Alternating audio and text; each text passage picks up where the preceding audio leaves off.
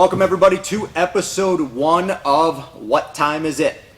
So I have been inundated with requests for a variety of topics, and we're going to try to cover all of them.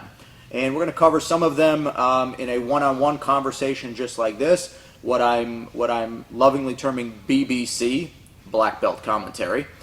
We're also going to cover some of them in forums. Women's forums, police forums, black belt forums, old guy forums. And we're going to, along the way, also cover some one-on-one interviews for things like chiropractic care, nutrition, and what have you. Today's subject, episode 1, I'm taking this one right off the request line, and it's something that I feel is important. It's near and dear to my heart. And it is dealing with injuries, whether you are coming back from a long layoff of an injury or whether you are continuing to train while you are injured. Let's talk about the do's and don'ts and the process of that. So, starting off with you're injured, okay? It's inevitable. Injury is, in my opinion, and I feel a strong argument for it, the number one reason why people quit jiu-jitsu. More so than anything else. More so than they don't like it. More so than boredom. More so than a crappy instructor. More so than family or job obligations. It's injury. So, injury is something that we are going to deal with throughout our jiu-jitsu career. And it's how we deal with it that's important. So, let's first talk about returning back to the mats from an injury. Number one, the moment you return back from an injury, you must understand, A, you are not 100%, despite what you are going to tell yourself in your mind, despite what the doctors are going to say, that you are not 100% returning from an injury. Number two is you are not where you were skill-wise prior to that injury. It is not riding a bike. So, the very, very most important thing when coming back from an injury is leaving that ego in the locker room.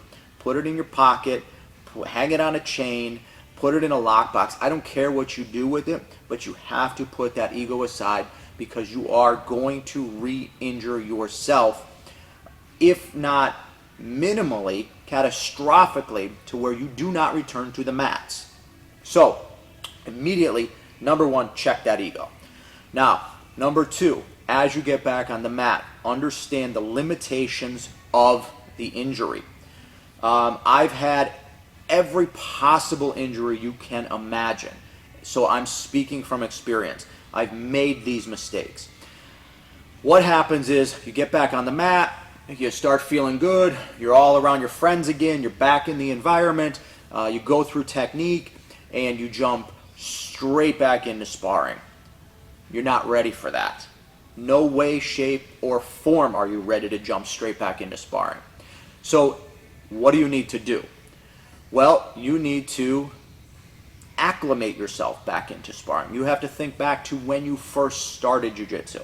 Actually, I don't want you to think back to when you first started jiu-jitsu, because when you first started jiu-jitsu, you probably sparred like a spaz, and that's going to be a future podcast here. But so let's put it this way: come back judiciously, come back smart, come back light. Choose your training partners wisely. I'm going to give you an example. I've made no secret of it over the past several years. My spine is not as good as it once was, right? I have all kinds of issues with my spine. So I choose my training partners very, very wisely. I choose them very, very carefully. I choose the days I train very, very wisely and very, very carefully. I choose the positions. I choose the techniques. I'm in charge of my training. That's what you need to do. You need to take charge of your training when you are coming back from an injury. If you are, I'm just going to use the neck as an example because it's a horrible injury. So even better, I'll use the ACL as an example, right? Another horrible injury to come back from. So you have an ACL injury, okay? You probably shouldn't be doing dynamic guard passing, all right? You shouldn't be standing passing and cutting angles and cut passes and all this kind of stuff where it's going to put a lot of stress on the knee joints. You shouldn't be sitting heels to butt right away in somebody's guard and putting all of that stress on the knee. You shouldn't be getting involved in big scrambles. You shouldn't be getting involved in power bridging and power hip escaping. Everything you do should be very, very calculated in coming back from a knee injury. A neck injury, a back injury, right? Some type of spinal injury. Don't train a position where somebody is going to give you shoulder pressure or is going to crank on your head, right? You're certainly not going to start off training triangle defenses because somebody's going to be cracking on your neck. So be very selective in the way you're training when you come back. Positionally, the rate at which you train, the speed at which you train should all be very, very, very monitored. Also, don't be afraid to tell someone no. It's your training. You're paying for a membership. You're paying for the experience. You don't want to be injured and not be able to train, or worse, not be able to provide a living for yourself and your family. So don't be afraid to tell somebody no. If you are a 150-pounder coming back from a neck injury and the gym gorilla who has no technique and just is going to Hulk smash asks you to roll, tell them no. You don't have to tell them to fuck off. You can politely tell them, you know what, listen, I'm coming back from the injury, and nothing against you, but if you happen to slip and fall the wrong way, just your weight alone can injure me. Stay away from the spazzy, light white belt. Not to pick on heavyweights. There's certainly 150 pounders who are just spazzy, and they're going to be flipping and flopping and doing nothing that even resembles jiu-jitsu, and you're going to take a knee to the head or an elbow to the face. Avoid those people when you're coming back from injury. Those type of people certainly serve a role within the gym when you're looking to get a hard roll that you have to literally fight for your life for. But coming back from an injury, that's not the time to do that. What else?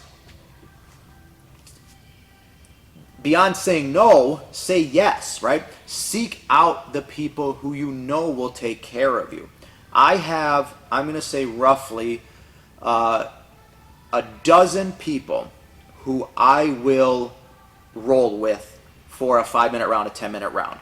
I'm very, very selective in the training of who I roll with, right? Because jiu-jitsu is the way I pay my bills and feed my family.